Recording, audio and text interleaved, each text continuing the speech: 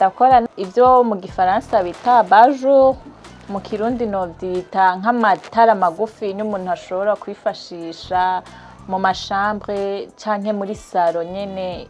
Ego amazina nitwa Mushiranzigo Aisha, nkaba ndi umwigeme, mvuka muri province Bubanza commune Gihanga, nkaba ndi umunyeshure muri kaminuza, niga mu mwaka wa gatatu ndarangiza, hanyuma nkaba nsanzwe ndi umu artiste,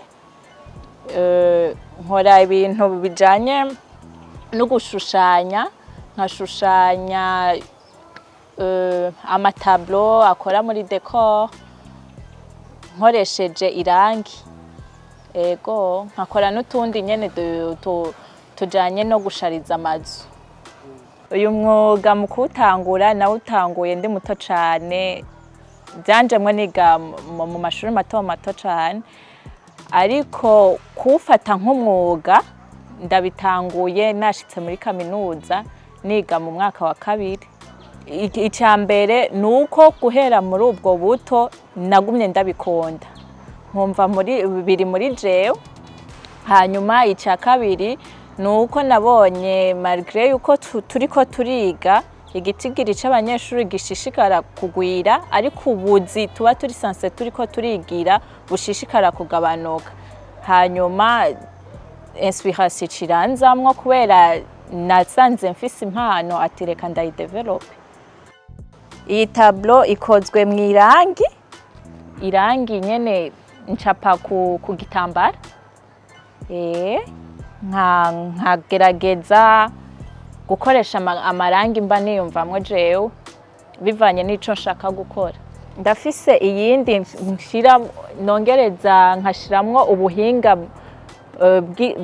nkakoresha umusenyi uvanze n'irangi.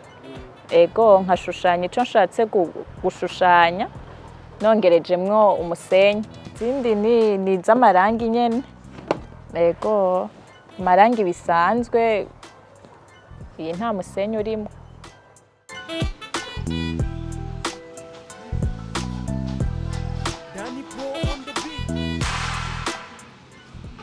Nitwa Ndayishimiye Eric, nkaba nsanzwe nyene nkora akazi ko gucapa mu marangi. Mu bisanzwe aka nakazi uvyishizemwo wese ashobora kuvuga ati jewe ndashobora gukora, ndashoboye. Nk'umukenyezi akivuga ngo ntiyokora akazi gasanzwe ashobora kubona nk'akabandi bakenyezi bakora, mu bisanzwe novuga ko ari nk'ubujuju yoba bishizemwo, cyangwa duharuye nk'umugabo yankira nk'umukenyezi wiwe yuko yoja gukora akazi, nibaze yuko uwo mugabo ari we yoba ari kijuju, yoba adashaka ko umugore wiwe atera imbere ngo akora akazi nk'abandi badamu.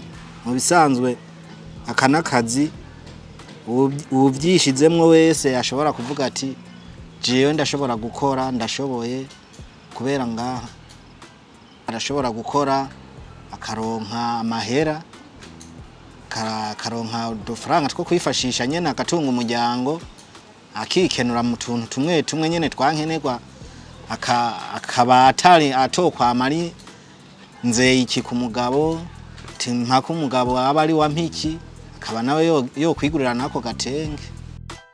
Hariho bimwe dutegerezwa gufashanya, hari nk'ibyo usanga hariho nka tekinike nyene atize nyene ngo ametirize, usanga nka mugenzi we arashoboye kuyiba yarayimetirije neza kumurusha, tugaca dufashanya muri mwene ubwo buryo.